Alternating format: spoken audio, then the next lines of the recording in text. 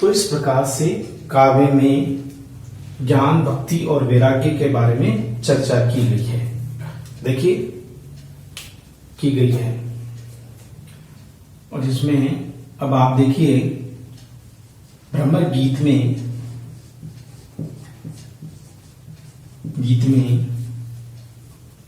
उद्धव एवं गोपियों के मध्य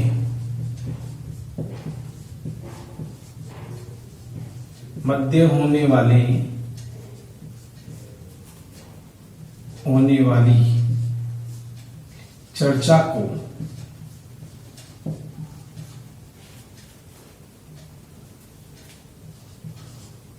सूरदास ने रोचक शब्दों में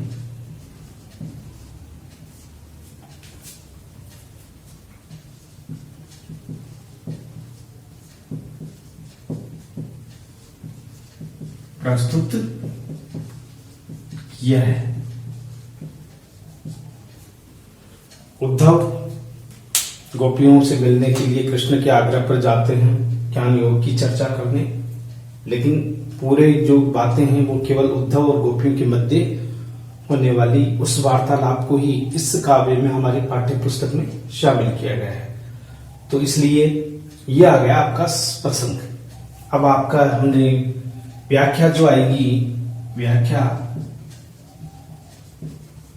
वो विस्तार से, जो कुछ भी अगर आपके आता है विस्तार से उसका भावार्थ बताना आपको। यहां भावार्थ काम में आएगा, न कि आरंभ में। आरंभ में आप भावार्थ नहीं लिख सकते, इसलिए विस्तार से व्याख्या के लिए आप भावार्थ लिखोगे विस्तार से।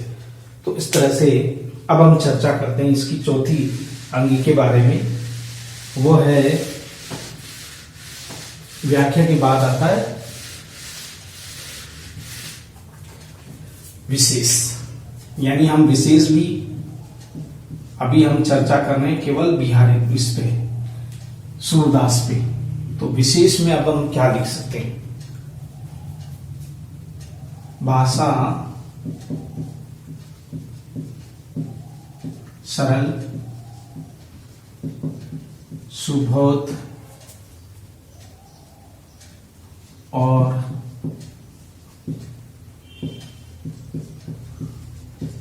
काव्य के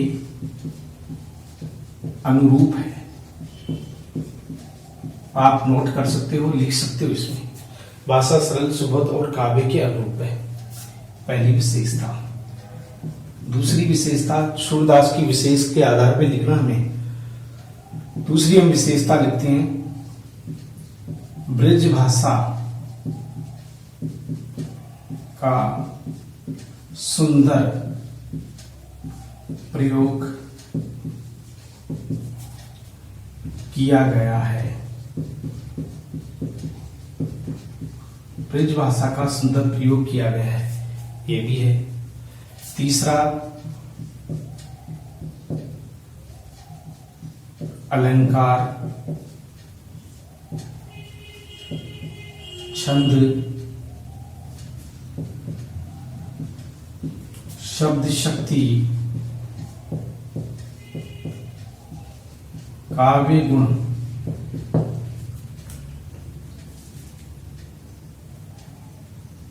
काव्य गुण की विशेषताएं भी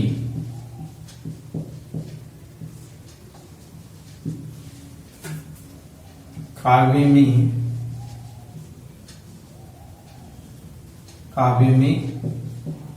देखी जा सकती है।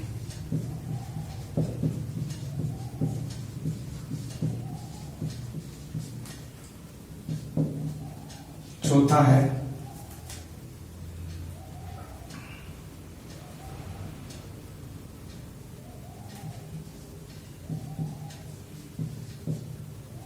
श्रृंगारस तथा वात्सल्य रस की अनूठी अनुभूति भी है।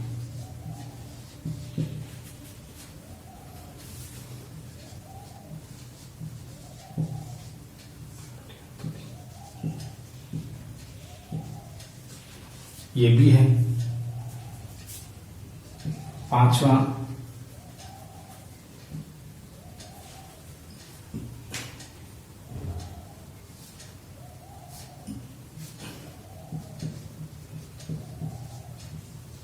निर्गुण तथा सगुण,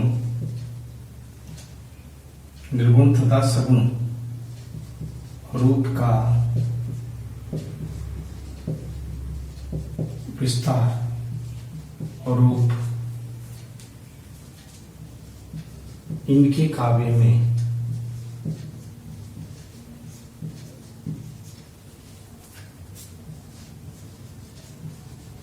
प्रमुख है। देखिए, भाषा सरल सुबोध और काव्य के अनुरूप है, पहली विशेषता। ब्रज भाषा का सुंदर प्रयोग किया गया है, दूसरी विशेषता। अलंकार, आप नाम लिख सकते हो, संधि अलंकार, अनुप्रास अलंकार, रूपक अलंकार या आपके श्लेष अलंकार, जितने भी अलंकार हैं, अगर आपको लगता है कि यह अलंकार हो सकता है, प्रसंग के अनुसार होगा वो।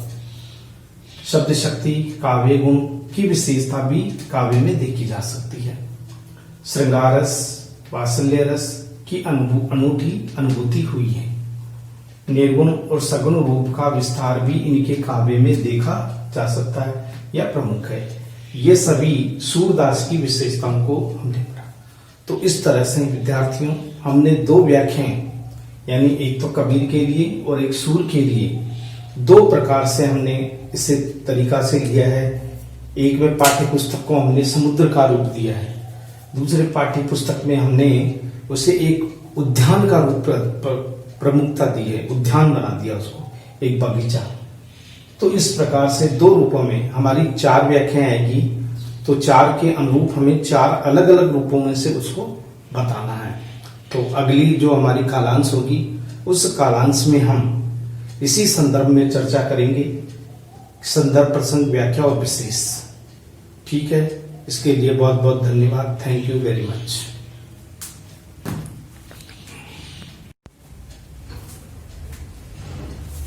प्रिय विद्यार्थियों, आज की कालांश में आप सभी लोगों का स्वागत है। हमारी पाठ्य पुस्तक लगभग पूर्ण हो चुकी है, आज पूरी कर चुके हैं। कौन कौन से ऐसे कवि हमारी पाठ्य पुस्तक में शामिल थे जिनका हमने अध्ययन किया, उनमें ढोला मारूला दोहा, कवि विद्यापति की पदावली, विसल देव रासो, नरपति नालय का, ये रचनाएं हमने शामिल की थी, इस पाठ्य पुस्तक में शामिल थी। कबीरदास, सूरदास, कृष्ण भक्त कवि सूरदास, तुलसीदास, राम भक्त कवि तुलसीदास, लोकनायक तुलसीदास भी जिन्हें कहा जाता है, जायसी, मीरा और रसखान। लगभग हमारे पाठ्य पुस्तक में 9 कवि शामिल थे, जिसमें कुछ राम भक्त कवि, कुछ कृष्ण भक्त कवि, कुछ लौकिक साहित्य और कुछ आदिकाल का साहित्य हमारे इस काव्य में शामिल था, रचनाओं में। आदिकाल के साहित्य में हम अगर देखें तो ढोला मारूला दोहा एक सरस लोक काव्य है, उसकी हमने चर्चाएं की। विद्यापति आदिकाल और भक्तिकाल दोनों ही श्रेणी में आते हैं, दोनों ही इसकी चर्चा करते हैं। विसल देव रासो भी लगभग आदिकाल का ही अंतर्गत आता है। तो ये जो रचनाएं, 3 तक जो रचनाएं हैं, वे सभी आदिकाल की प्रमुख रचनाएं मान सकते हैं हम। यानी ढोला मारूला दोहा एक लौकिक साहित्य है जो आदिकाल में आता है।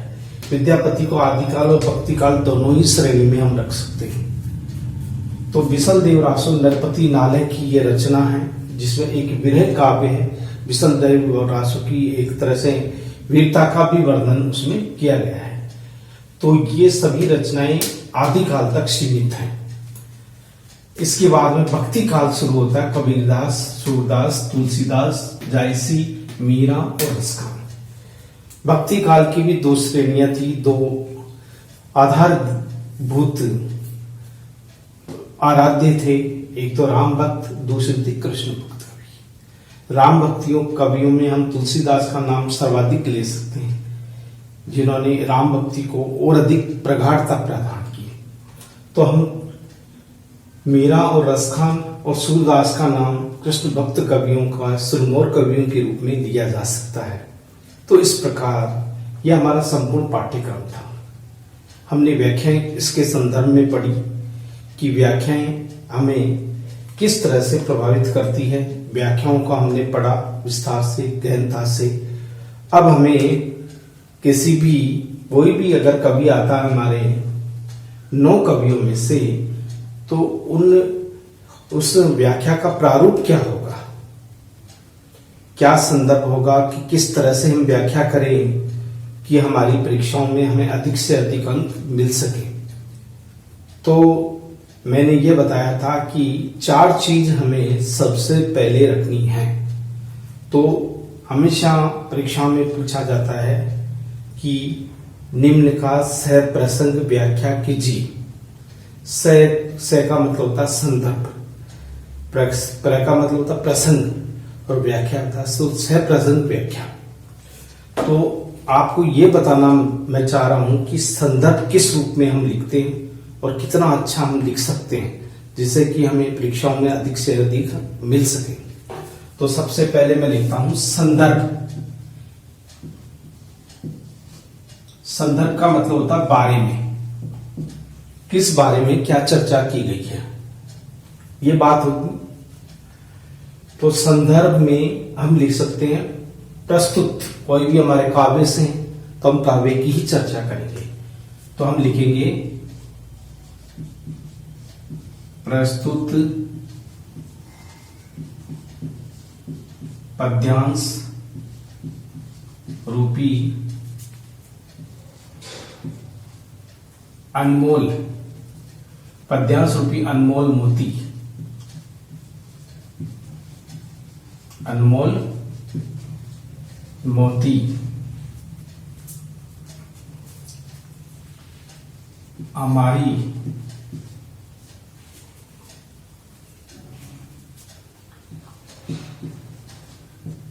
पाठ्य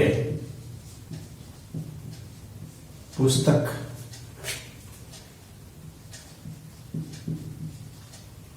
आदिकाल और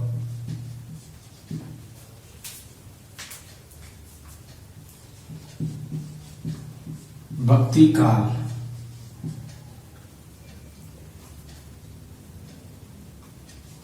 भक्ति काल रूपी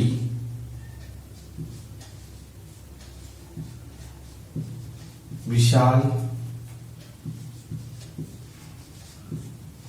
समुद्र से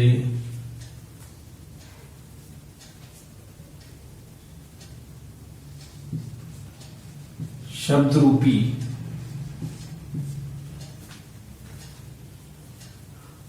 अनमोल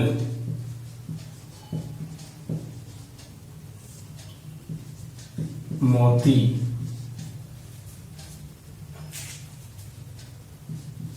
निकाले गए हैं।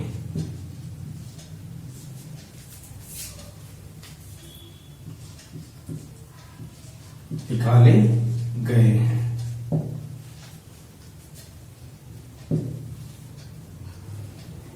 जिसको तराशने वाले, जिसको तराशने वाले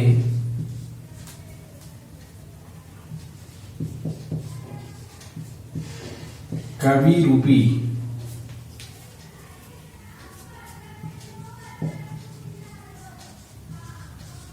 जोहरी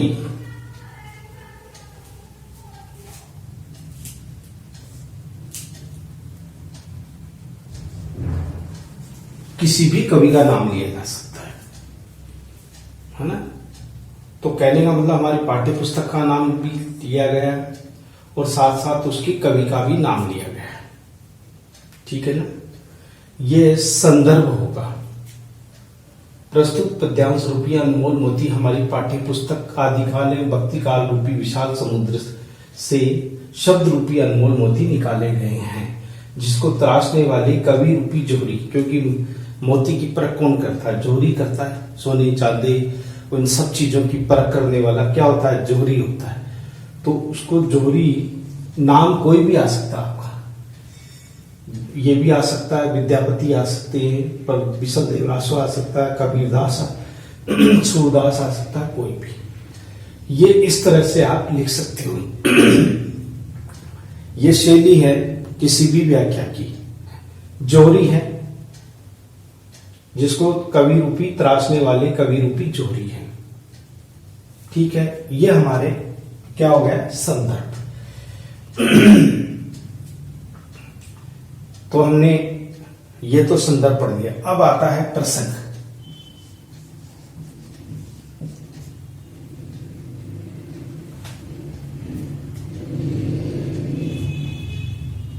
प्रसंग किसी का भी प्रसंग हो सकता है। आप कबीर का हम लेते हैं, जैसे कबीर का लेते हैं, जोहरी रूपी कवि कबीर है, चलो हम कबीर कर देते हैं। आप कबीर, तुलसी, सूर, मीरा कोई भी हो सकता है यहाँ। ठीक है, तो अब प्रसंग में क्या लिखेंगे? तो प्रसंग में हमारे जो कुछ भी व्याख्या दी हुई होगी उसका एक सार होता है, लेकिन अब हम ये लिख सकते हैं काव्य अनुभूतियों से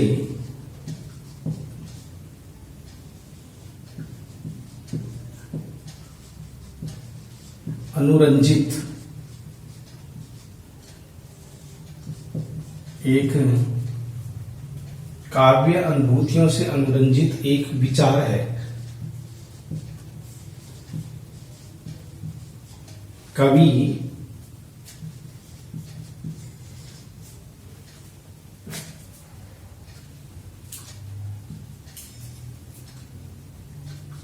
कवि ने अपनी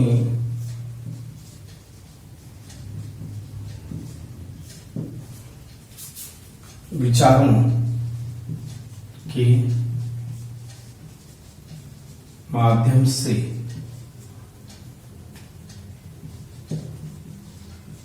पाठकों को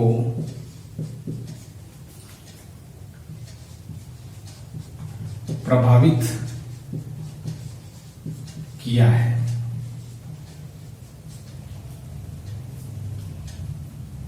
पाठकों माध्यम से पाठकों को प्रभावित, अपने विचारों के माध्यम से पाठकों को प्रभावित किया है। कवि ने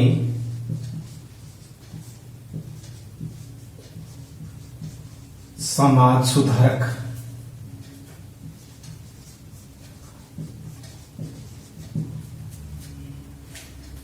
बाहरी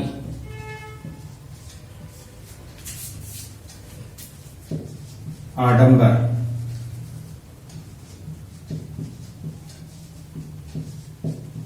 बाहरी आडंबरों का खंडन,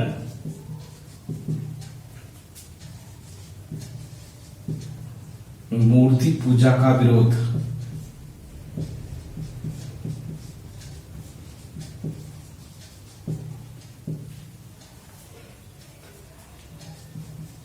एकेश्वरवाद,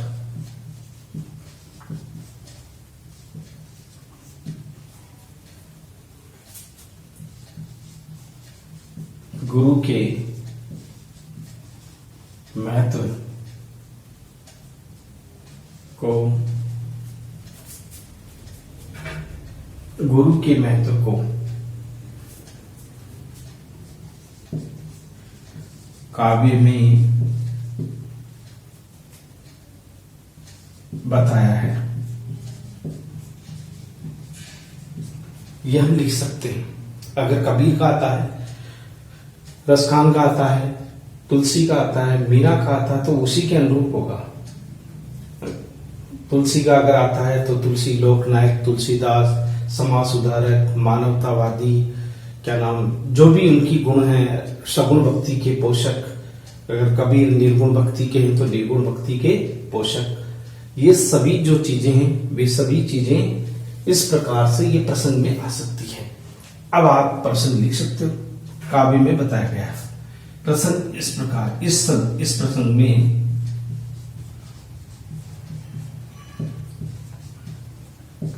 निम्न मनोभावों को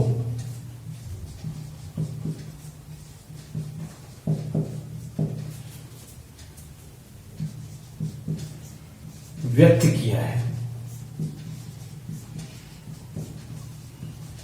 तो ये कबीर का हो गया हमारे। तो ये हमारा आप लिख सकते हो, परीक्षा की दृष्टि से बहुत उपयोगी है।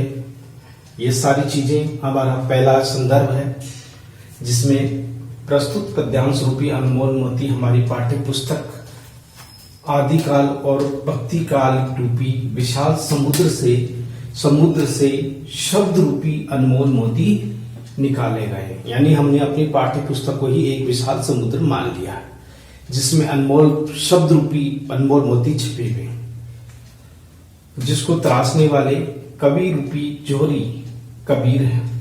हमने कबीर को क्या बना दिया, एक जोहरी बना दिया, क्योंकि सोने चांदी और आपकी इसकी परख करने वाला जोहरी ही होता है मोतियों की। अब हम प्रसंग में लिखेंगे काव्य अनुभूतियों से अनुरंजित एक विचार है, क्योंकि कवि अपने विचारों को अभिव्यक्ति देता है।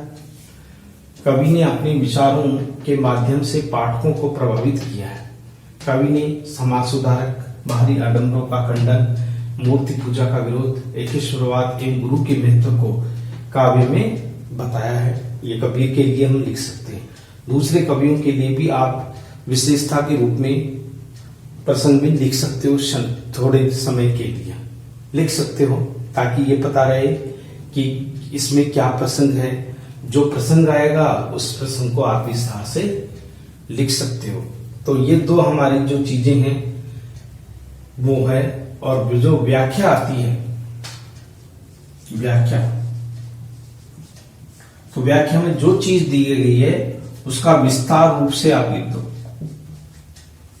विस्तार रूप से जो कुछ भी बताया गया है उसको आपको समझा करके लिखना है। ये समझा करके लिखना है, व्याख्या विस्तार के रूप से उसे समझा करके आपको बताना है। ठीक है। अब हमारा आता है विशेष। हम कबीर से ही लेंगे विशेष भी। हमारा आता है विशेष।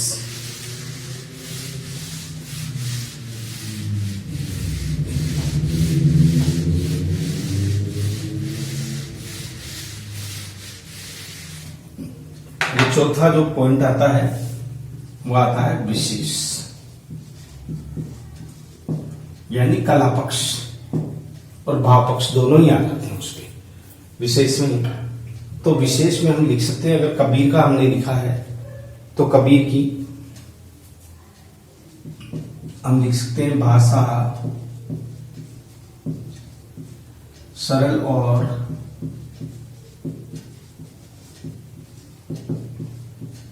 सुबोध है, लिख सकते हैं। कबीर ने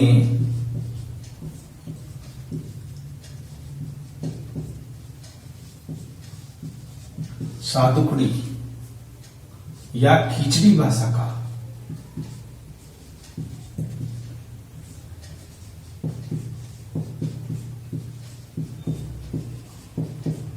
काव्य में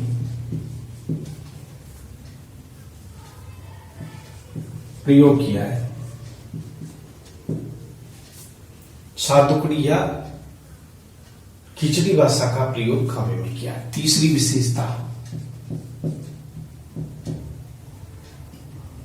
विशेषता है वो है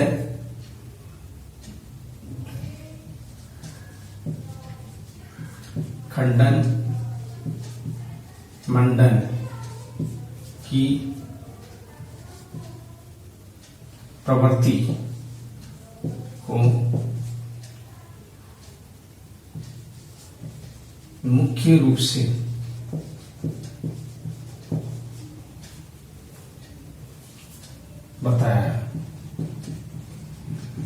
क्योंकि कवि के जो भी रचनाएं होगी उसमें खंडन मंडन की प्रवृत्ति, यानी वो खंडन भी करते हैं मंडन भी करते हैं, ये प्रवृत्ति भी होती है।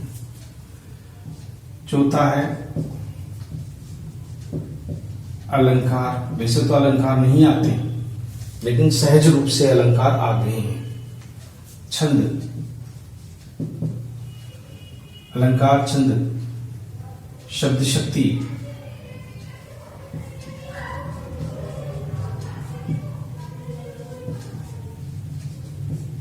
काव्य गुणों का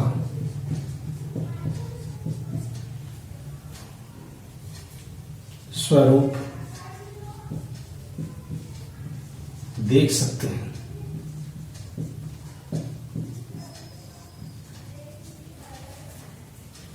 अलंकारों का प्रयोग भी आ जाता है, छंद भी आ गए, शब्द शक्ति भी है, काव्य गुणों का प्रयोग भी हम देख सकते हैं। वैसे कबीर ने इन चीजों को महत्व नहीं दिया है, क्योंकि कबीर का उद्देश्य केवल कविता करना नहीं था। कबीर का उद्देश्य था समाज को मानवतावादी भावनाओं से जोड़ना, समाज में सुधार करना, समाज को नई दिशा और दशा प्रदान करना, ये उनका लक्ष्य था। पांचवा अगर हम देखें तो कबीर पांचवी जो विशेषता है वो हम देख सकते हैं।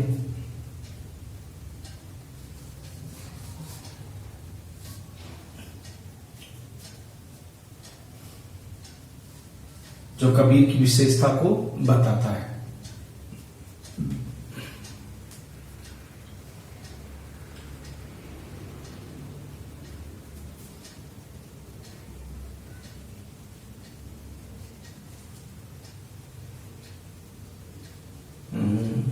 काव्य में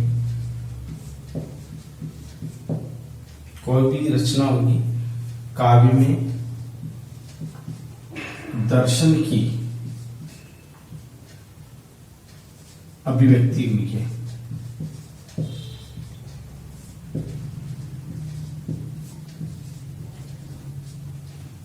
दर्शन प्रमुखता से है। जीव जगत माया जहां कहीं भी चर्चा होती है वो दर्शन कहलाता है, और कबीर की काव्य में दर्शन की अनुभूति हम विशेष रूप से देख सकते हैं। ठीक है ना। इस प्रकार से प्रतीकों का प्रयोग,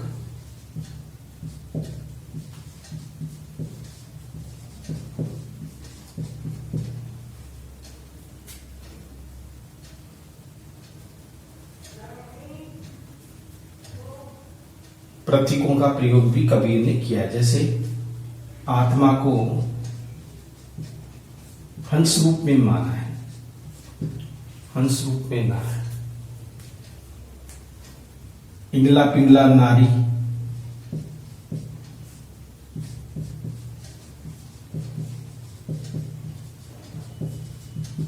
नाड़ी का भी विधान किया है।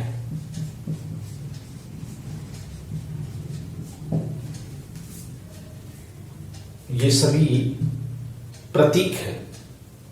पिघला पिघला नाड़ी का विधान है, जिससे हमारा संपूर्ण दिनचर्या या हमारे जीवन की संचालित होती है प्रक्रिया, वो सभी इस चीजों में आ सकती है।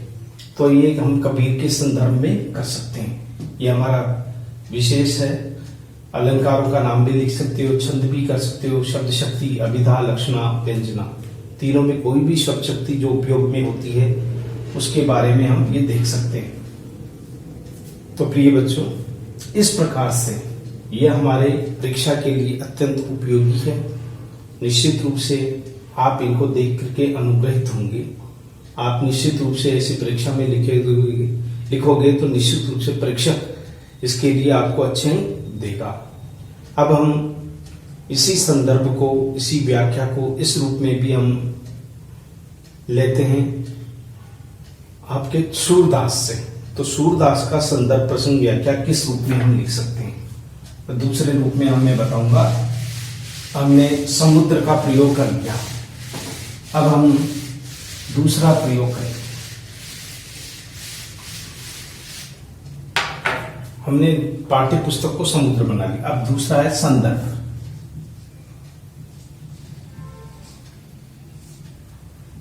दूसरा कोई भी चैप्टर संदर्भ है, इसमें लिख सकते हैं प्रस्तुत पद्यांश रूपी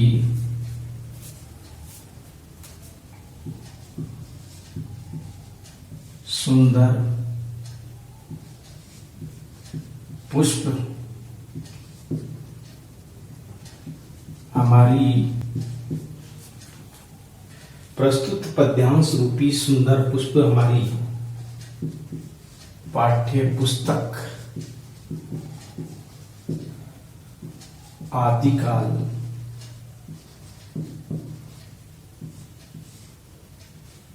और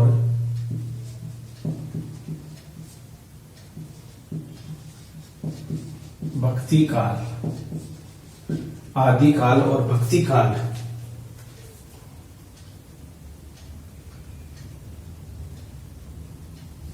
प्रस्तुत पद्यांश रूपी सुंदर पुष्प हमारी पाठ्य पुस्तक आदिकाल एवं भक्ति काल रूपी विशाल उद्यान से बगीचा बना दिया इसको।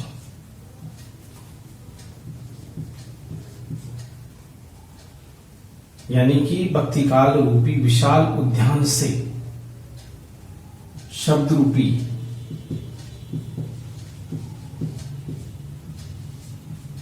पुष्प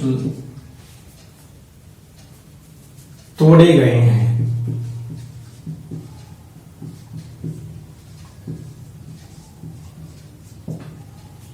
जिनको सजाने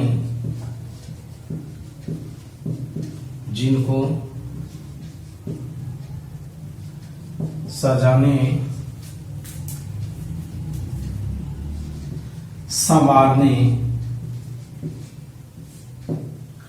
वाले कवि रूपी माली, हमने कवि को क्या बना दिया, या माली, और इसको उद्यान बना दिया। पुस्तक को हमने विशाल उद्यान बना दिया, कवि को माली बना दिया, क्योंकि माली फूल चुनता है। जिसको सजाने संवारने वाले कवि रूपी माली। अब हम ले लेते हैं इसमें कवि रूपी माली। पहले इसके हम विभिन्न प्रकार की उपमान लगाएंगे ताकि हमें और अधिक अच्छे अंक। कवि रूपी माली श्री कृष्ण के आराध्य भक्त,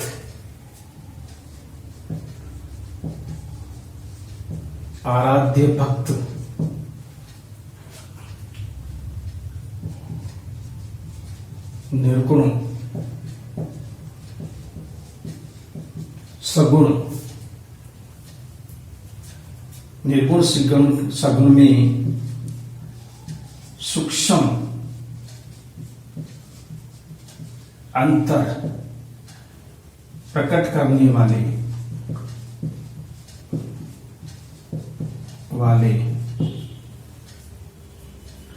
प्रकृति प्रेमी,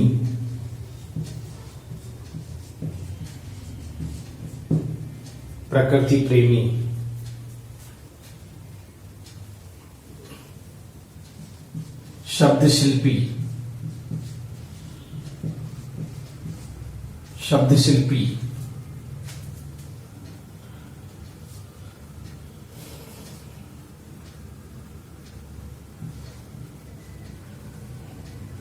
वात्सल्य सम्राट,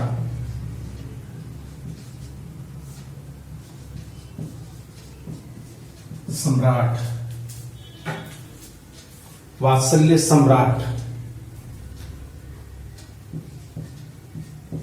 मातृ हृदय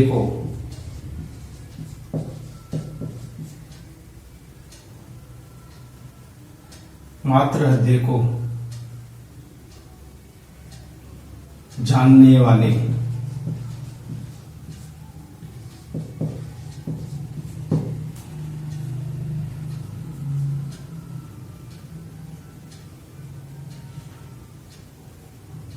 मार्मिक विरह के मार्मिक चितेरे,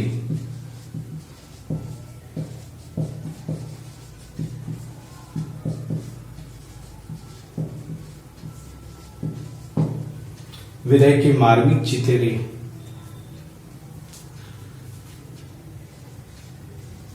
भ्रमर गीत के गायक, भ्रमर गीत के गायक,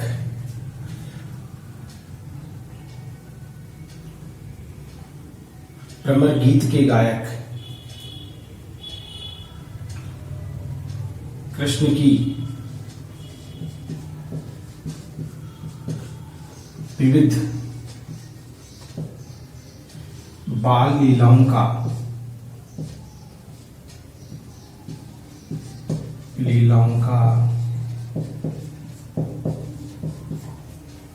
बखान करने वाले,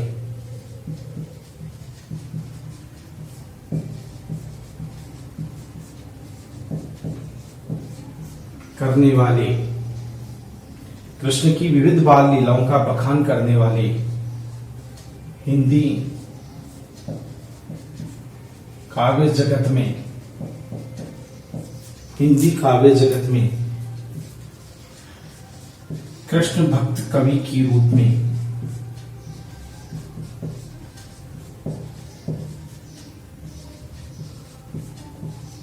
में अपनी पहचान रखने वाले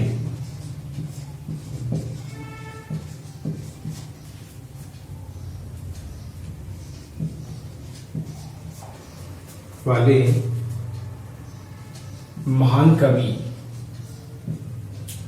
कवि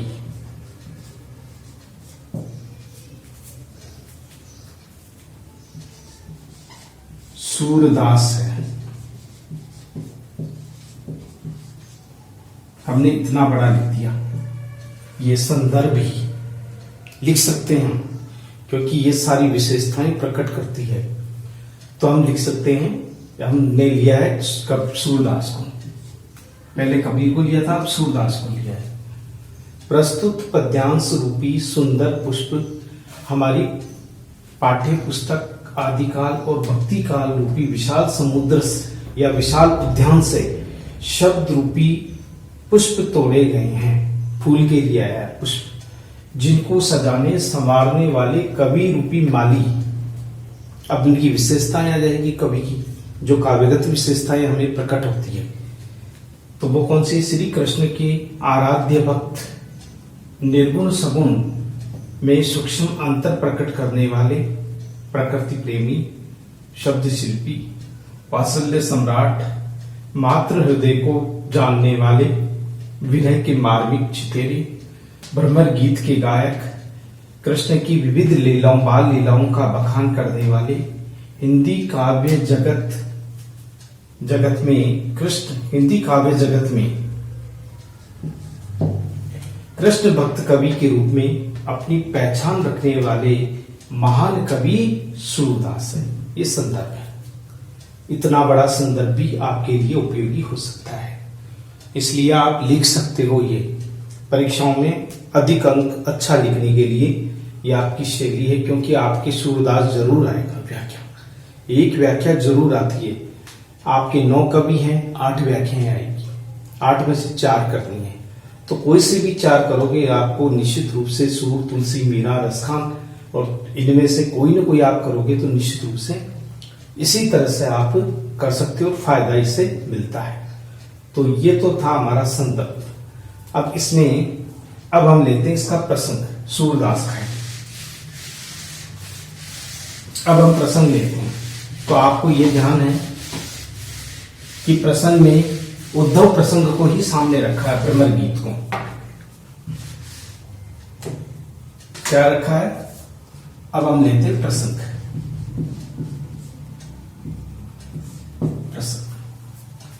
सूरदास की बात आइए तो हम सूरदास की चर्चा करेंगे। तो चर्चा इस प्रकार है कि इस प्रसंग में हम लिख सकते हैं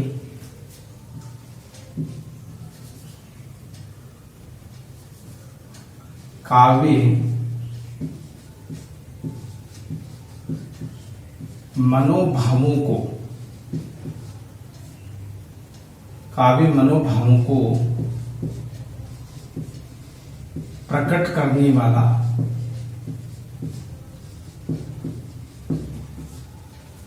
काव्य मनोभावों को प्रकट करने वाला एक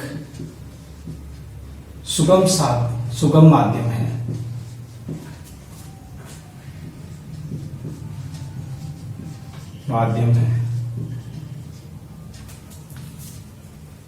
कवि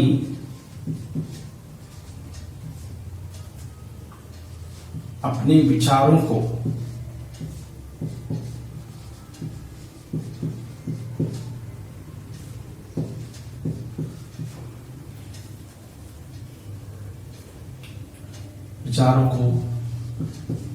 काव्य के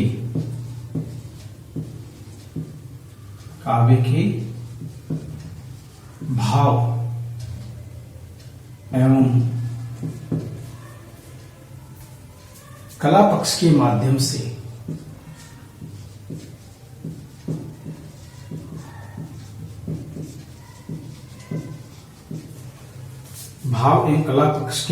से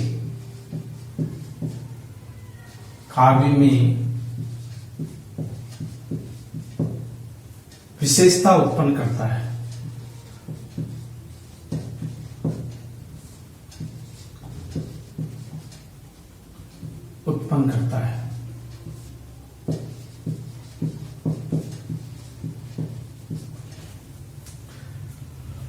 उक्त प्रसंग में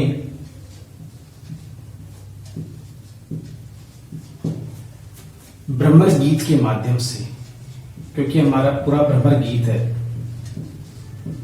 भ्रमर गीत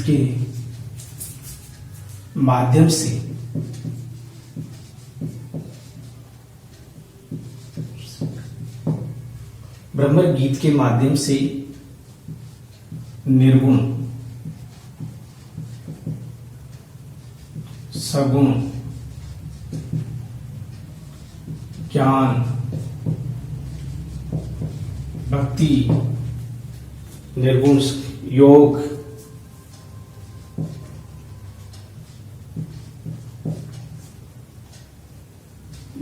के बारे में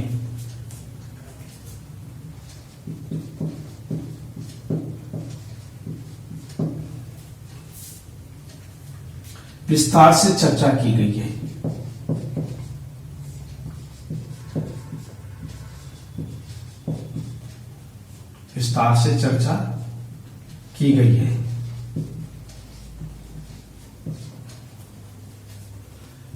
हम ये कह सकते हैं काव्य मनोभावों को प्रकट करने वाला एक सुगम माध्यम है।